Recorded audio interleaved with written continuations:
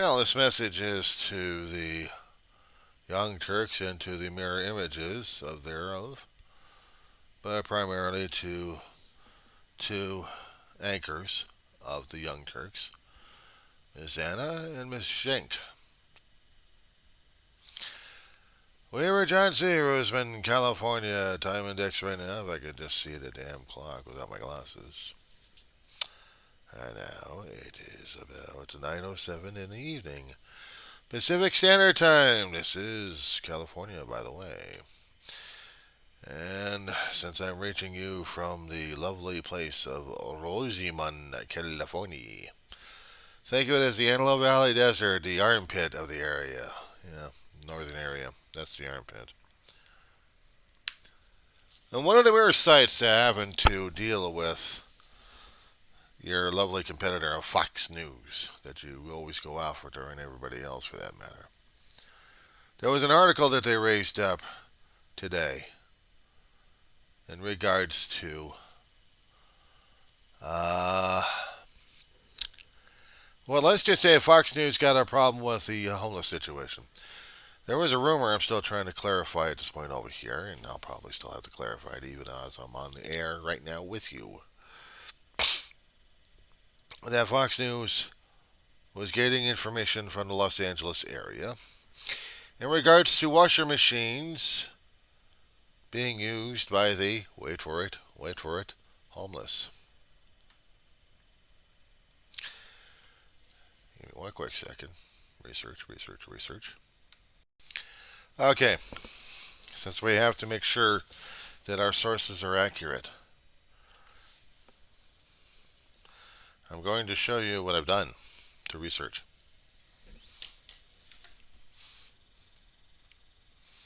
Can you read it?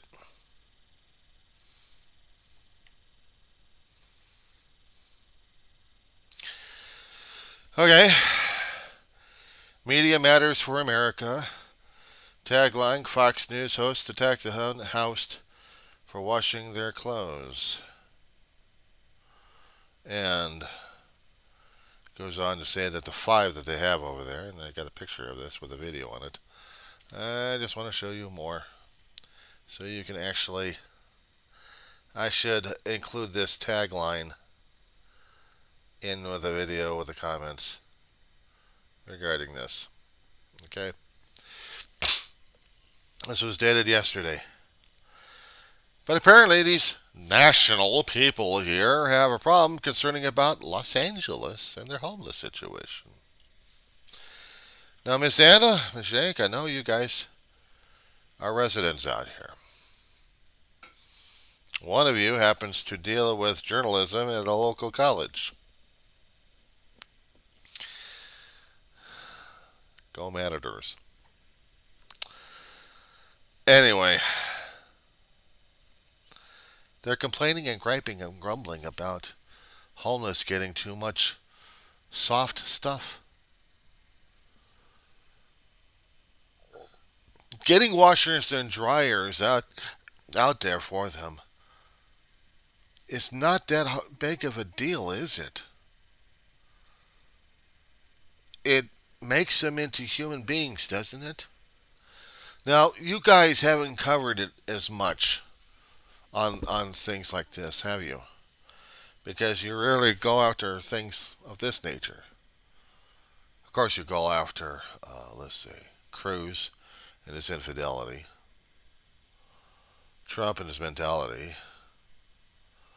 You go for Oz and Fetterman and do an in-depth analysis on this.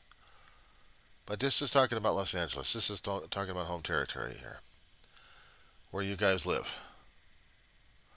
Even Fox 11 doesn't actually put people down. They try to report the news left and right, but their parent has a different story altogether. And these idiots on here in the five are putting down homeless. Not just LA, but everywhere else. As if the homeless doesn't matter. Even if the homeless happen to obtain certain equipment to elevate themselves somehow, one way or another. It is deemed to be an infraction or worse, something that the homeless people shouldn't do. They shouldn't be given things like this. They're at the bottom. They need to work themselves up.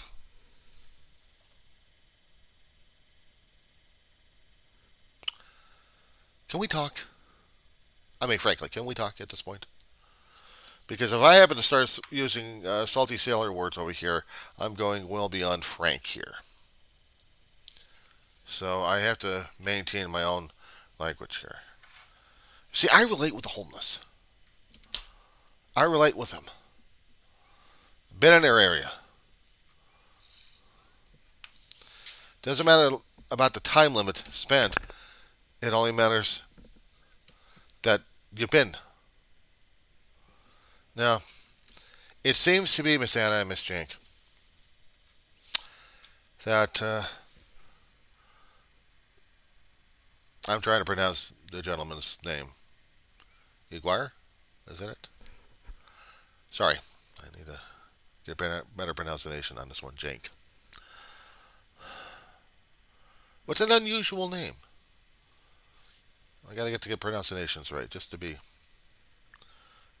polite.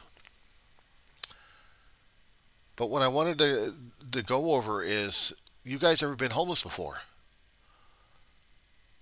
I mean, when you had to depend upon county for your survival at this point over here, you had to go over to food giveaway places to eat at.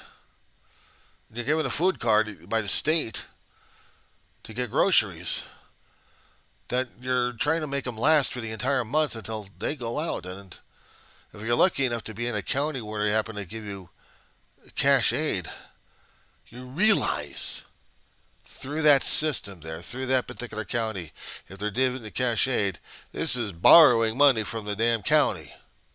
Okay? This is borrowing money for the county. Means you got to pay it back. You got to pay it back. Meaning, if you happen to get employment or you happen to get Social Security, they will take the money that you're getting, either in a lump or in payments, but they will get it from you. But in the meantime, since you're out and about and you're down and out and you have no job, you have no home, a limited basis they will give you credit for, maybe 2 weeks, 3 weeks, if you're lucky, maybe a week, of a voucher in LA to get temporary housing, to get you on your feet, get clean clothes going, to get a decent meal and some sleep, actual sleep, and you can feel a little bit safe. But then again, you got to be hustling out there looking for work. You got to be hustling out there getting money. You got to be hustling out there to stay alive. Try to find another place to live if you need to before the voucher gives out. Because after that, you're out there again. They won't give out another voucher. Once is enough. Once is it.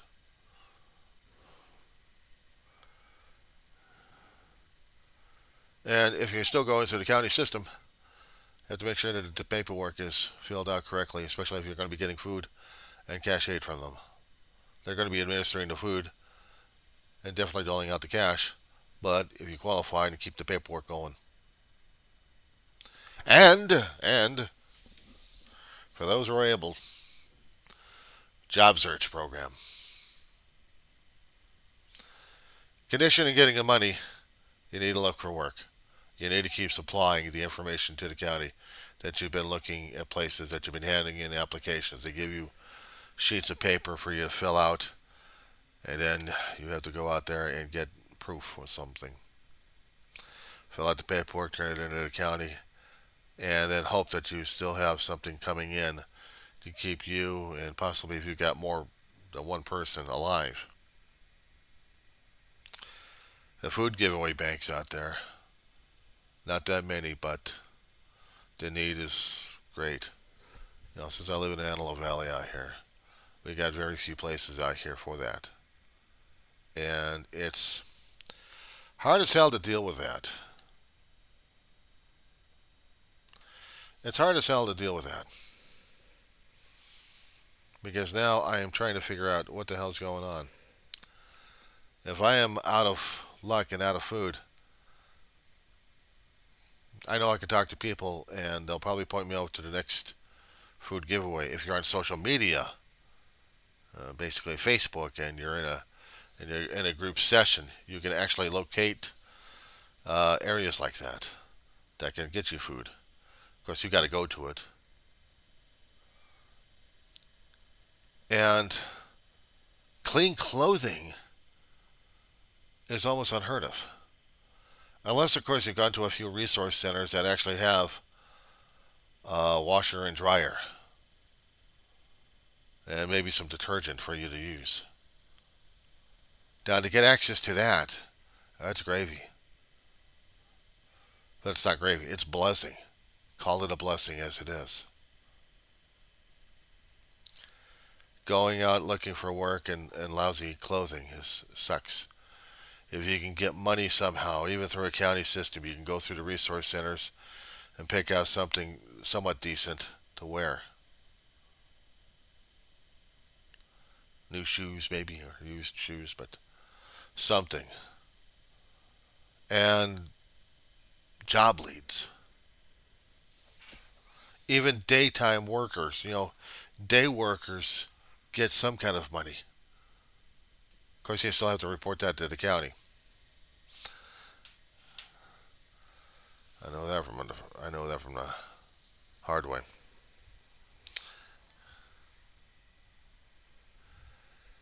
But the stigma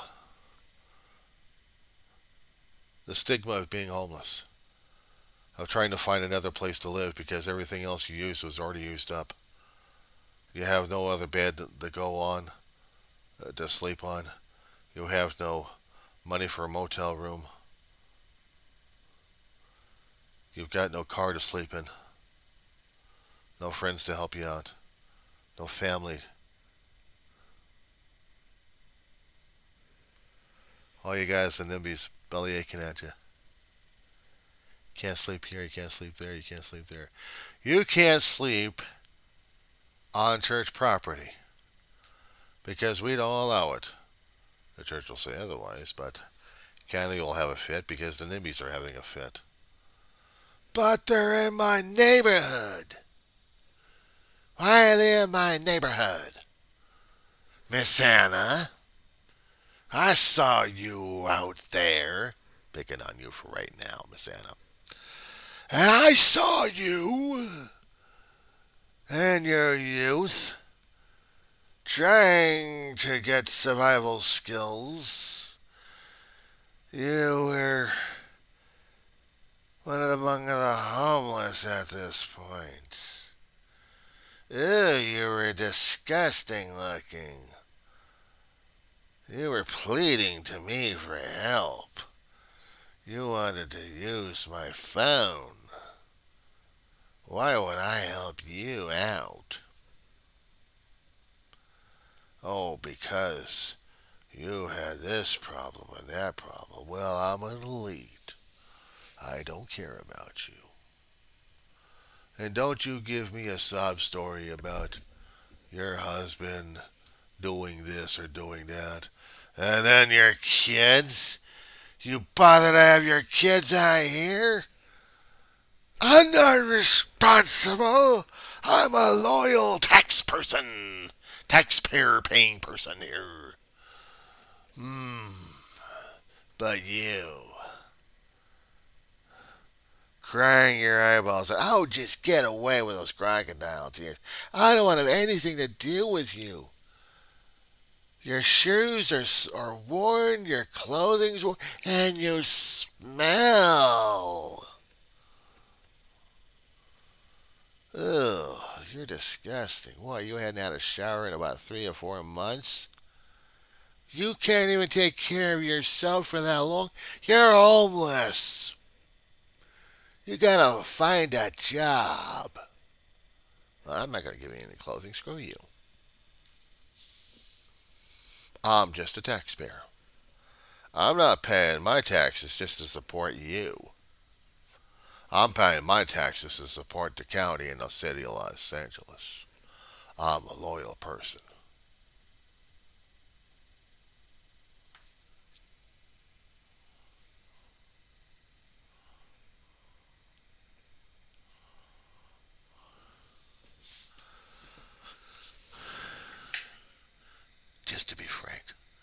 I live in the county of Kern, in the town of Roseman. Get that squared away.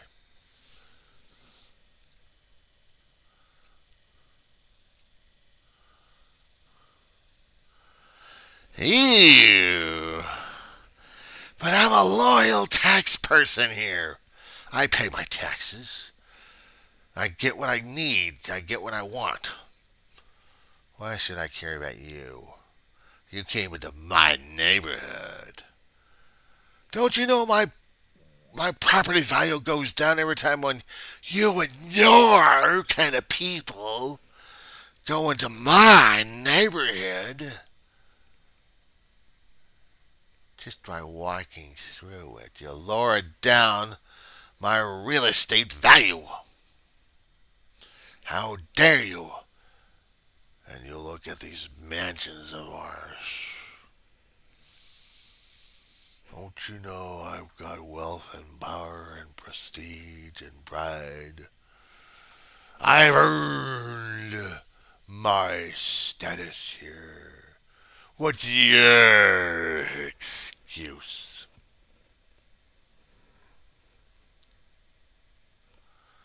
Go away, little girl. Bother someone else. Talk to the hand.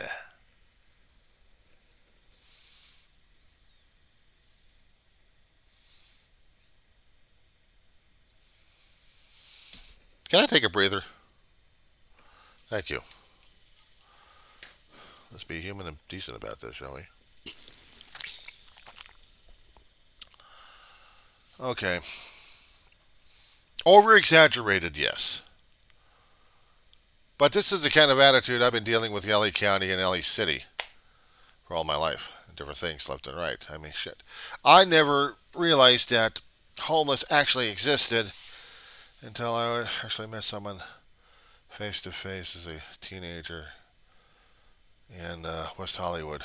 My mother was working in a company called West on Letters as a accountant controller, and we were on North La Brea at the time. It was right across the street, actually right next to Red Fox Studios. It was a letter making company owned by a World War II veteran. He bought the property, converted it from an old World War II ordinance creating environment into a letter making environment, and made a business for himself. There's long stories on this one, but suffice it to say, as a mouthy teenager who was trying to get into the workforce through my mother, sent me out for some burgers over at one of the restaurants. It scared me to see a person in the doorway laying there sleeping, because I'd never seen this before.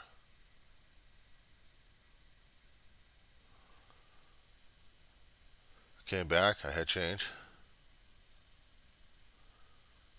The person was still there.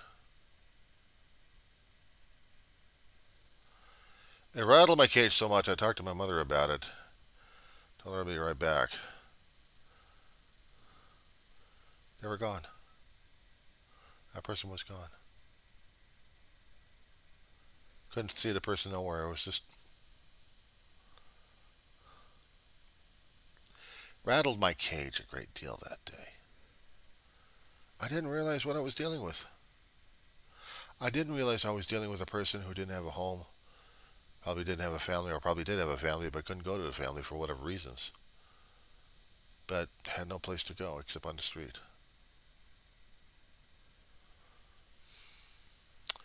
More. More on this one. Years later, I'm dealing with my brother and his own drug using, my brother being 8 years older than I was. And got out of service with alcohol and drug issues. Things happened to him that he had to use for crutches. But he also had the makings of an alcoholic. Ma and I couldn't deal with it and tossed him out. 3 months later, he comes back as a skeleton. He was trying to survive all on his own and also with military training to live, but he was turning himself into a damn skeleton at the same time because of the need for the drugs and alcohol.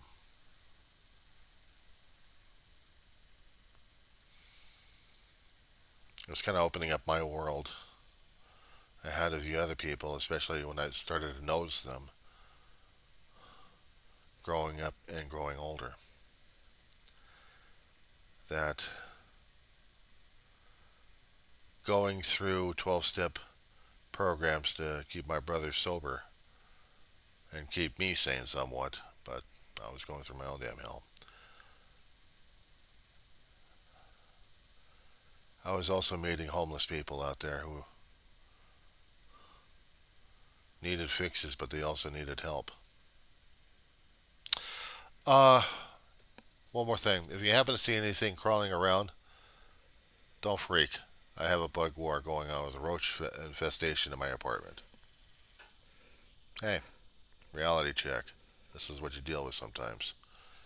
And I'm still dealing with that in management regarding this damn thing. So it's being handled one way or another. Back to the story. I was working at a internet web web design company out in Woodland Hills. Woodland Hill. Let's see, it was Ventura and Topanga Canyon area.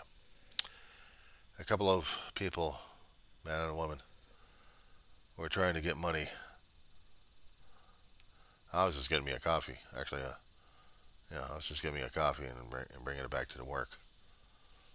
I had a few bucks, give it to them.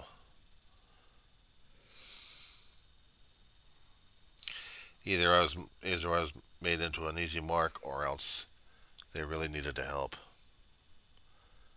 Because then they were telling me that they were really hungry. I started an ad hoc kitchen just for these two for a couple of weeks. Out of my own paycheck, I was feeding these guys. One day I couldn't do it and they disappeared on me. I hadn't seen them since. That was over 30 years ago. 25, nearly 30 years ago. And I wondered how they were doing, if they were still alive or not. I had learned in different situations of what it was like to be homeless. But I really wasn't homeless until one time it actually happened, and it scared the hell out of me.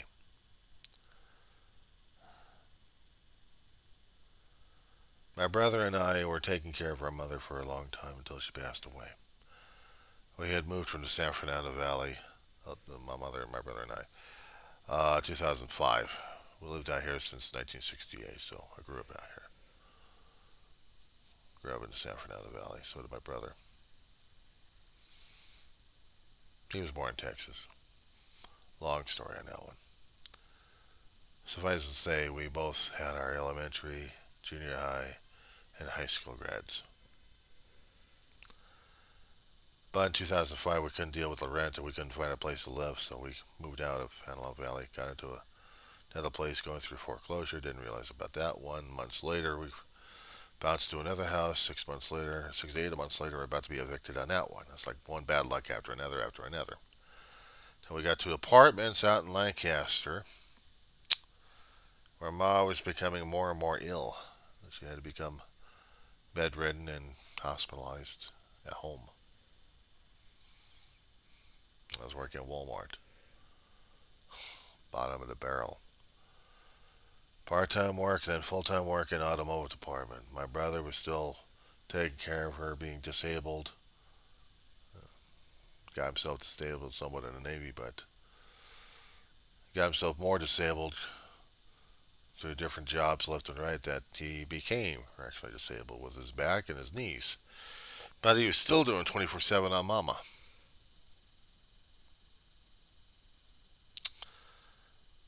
I became disabled in my 5th year working over at Walmart. Mama was struggling with her health during that time. We had taken her to the hospital several times. Not in 1 year, but within 1.5 years of each other. Her heart and other things were starting to wear down on her. Anyway,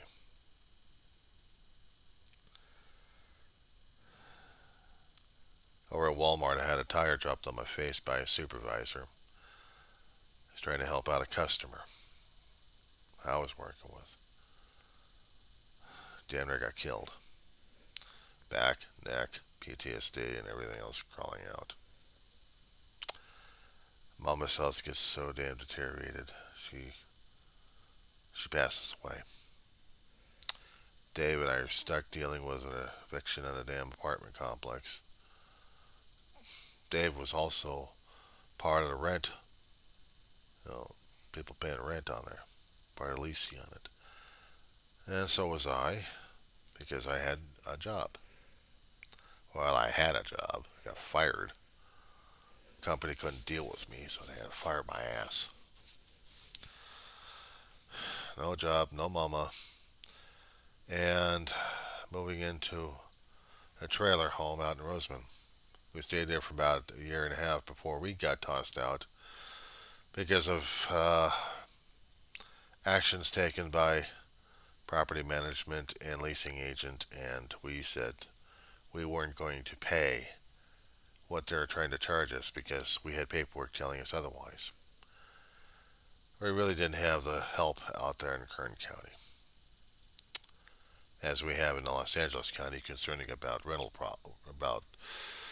law firms out there helping people out left and right regarding rental issues. They didn't have them over in Kern, at least not available anyway. So in the end, we sold off some of our stuff we had to do. We had no choice. Most of it got thrashed. Some of it gets put in storage, what was left of it. We got homeless for about a month. We borrowed a U-Haul for a longer time than was supposed to be necessary. Had the cops on our ass. We gave it back. Couldn't pay them back any further, but we gave back their truck at least.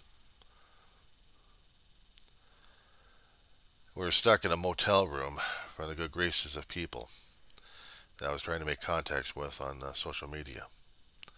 We didn't have any family or friends that we could crash. We didn't have any places to crash at. So we were stuck in Roseman in a motel on Sierra Highway. And depending upon food giveaways to keep us alive and our 2 dogs at one time.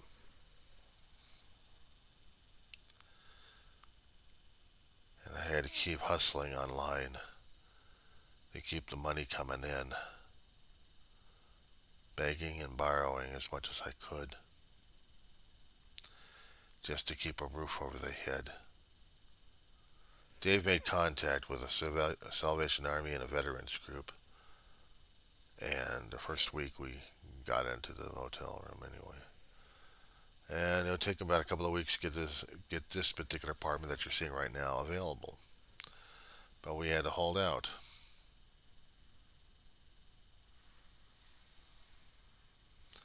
We were lucky enough that we had some good people out there trying to help us out. Otherwise, we'd be on the streets. We'd had no place to go. We had no friends out here that we could lean upon. Nobody. Roseman was a new town to us, even though it was, 20, 30 miles away from Lancaster or Palmdale, something like that. Yeah, armpit of the Antelope Valley. But, thank God we got in finally. My brother, in the process, learned that his own father died, he never had a chance to mourn or grieve. We were on survival mode during that time. We had MREs that I'd bought several months back. Thought they could be useful. We were living on that. We got the MREs out of a storage unit that we had tried to keep up, but as soon as David's Social Security came in, we finally made payment on the storage container so we could get stuff out of it. But we were starting to go for back payments, and we couldn't even keep up with that, so we lost more of our stuff. What I got left in this whole apartment is all the things I've got left. Out of a world of 3 or 4 families, three or four generations, and hand-me-downs.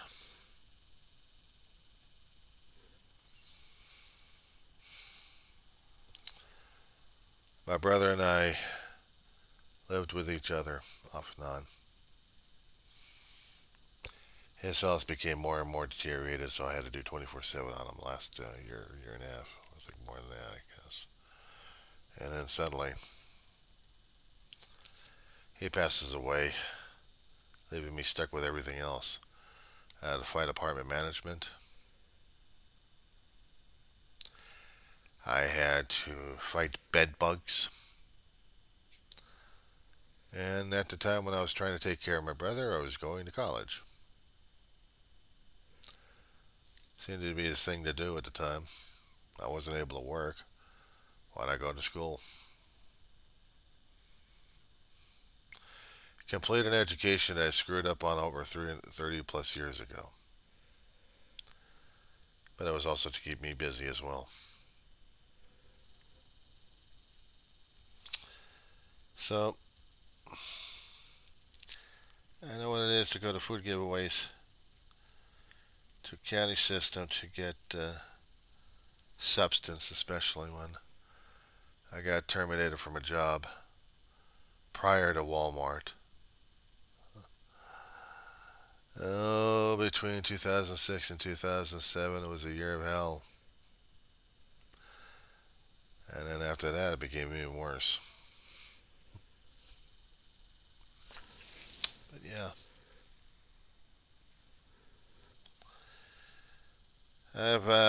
haven't walked it where I was camping out though, but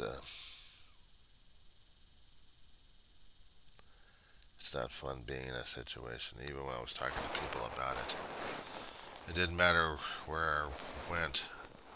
I talked to people about how it was on the streets, and I was listening to their stories about how they were getting thrown into the streets because they couldn't pay rent, they couldn't pay property tax, they couldn't pay a mortgage. They had good paying jobs and they got thrashed, or else they got injured and they still got thrashed and ended up into the mercy of the LA County system.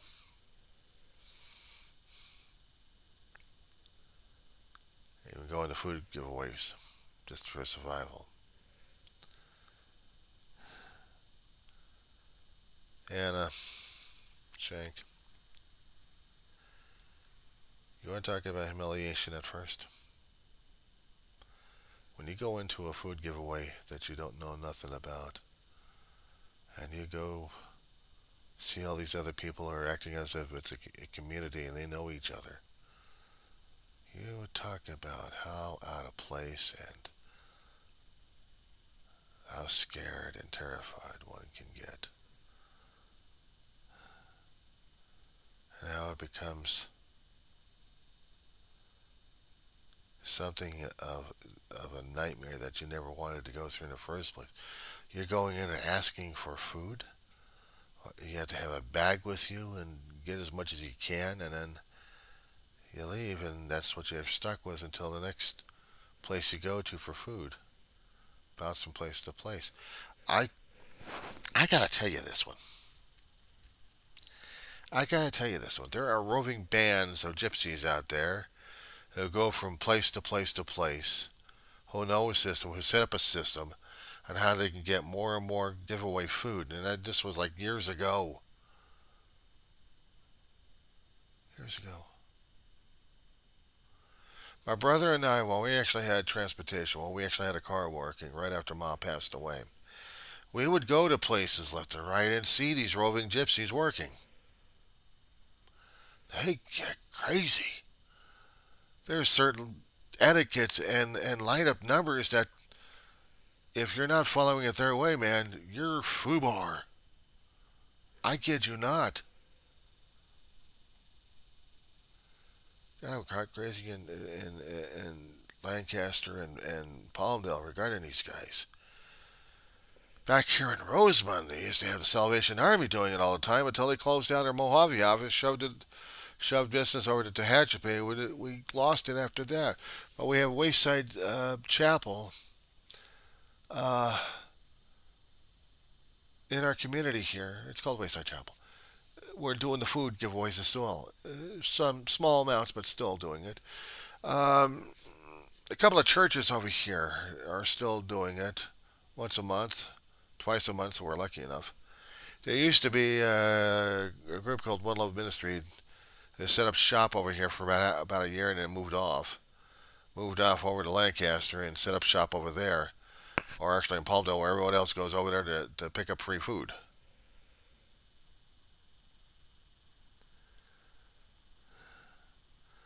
When you go to these places often enough, you get to be part of their world.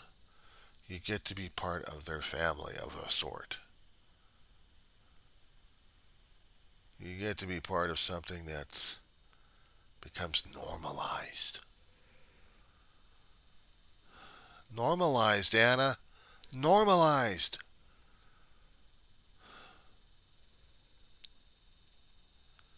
You don't know. You don't have the haunting look.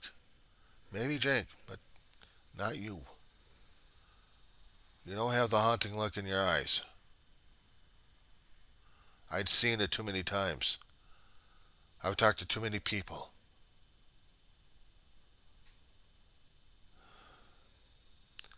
Even I had it. That's what scares me. Sometimes going back out there again. My own college, Antelope Valley College out here in Lancaster, California, is doing it for the students. A food giveaway every month. Or every 2 or 3 weeks anyway.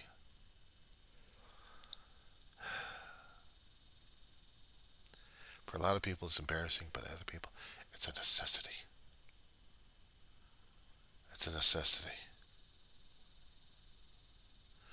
You're talking about people who don't understand, who are making fun of those who are struggling left and right, trying to get a crust of bread. Just to survive that meal.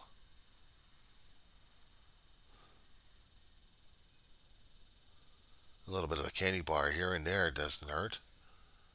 You know, people actually donate candy bars and food bars and stuff.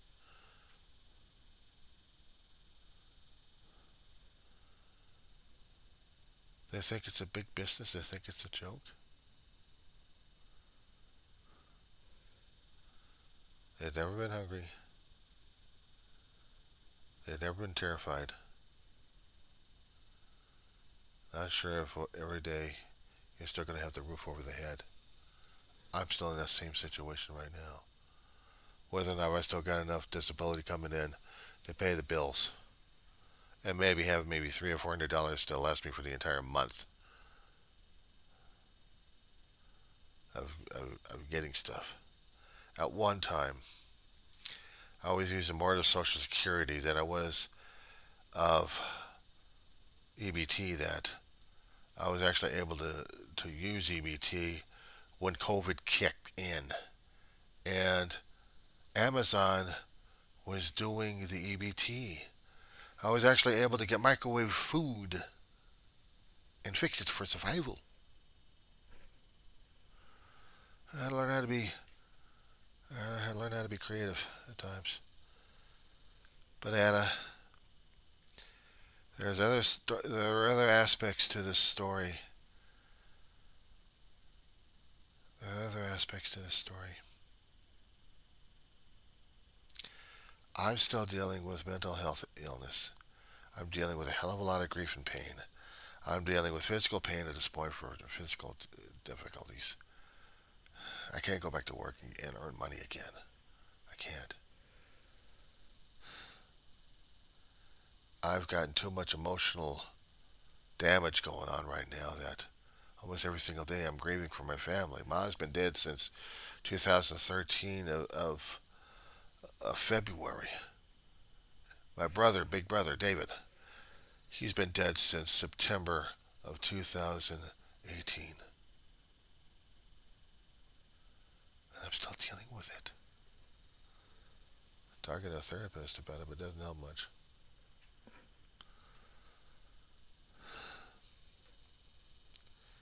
They don't know. They don't bother to know. It's almost easy enough to wish karma to be biting them in the ass. But I tell you something. Sometimes you have to watch your own ass because karma has got a way of turning around and doing a boomerang act on you. Me too. Me too.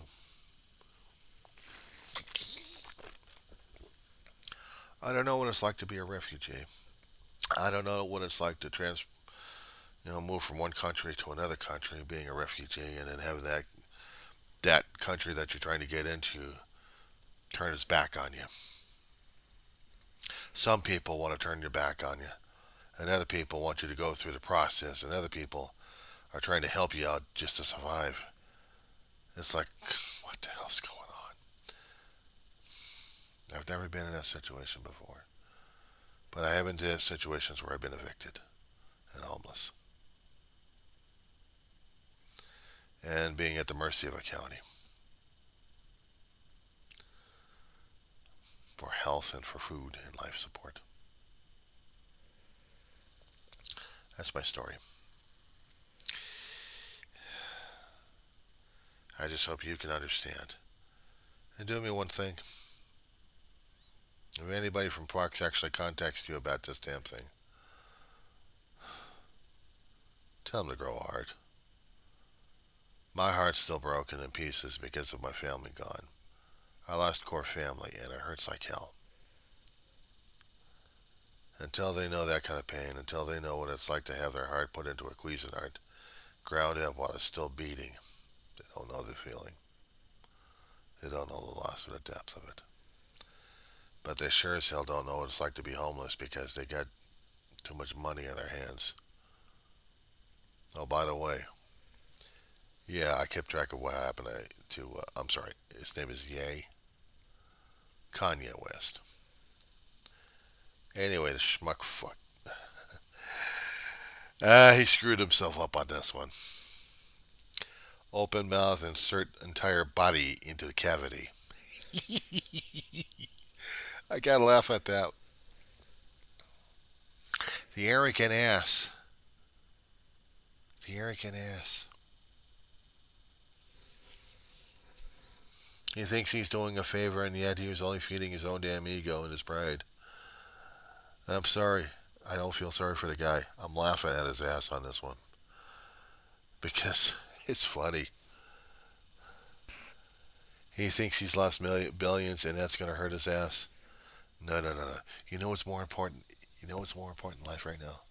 I'll share it with both of you guys. It starts with an F, and the word ends with a Y. And both you guys have got them. Please, for the love of God, love every one of them every single day and every single second. And I mean it with everything of your fiber, including your parents, your entire clan if you have to, your entire bloodline. I know, to be without family entirely. If you want to know what hell is, lose your entire family line and then try to live every single day. Try to survive every single day without him. Now you know why I'm an emotional zombie and sleep deprived.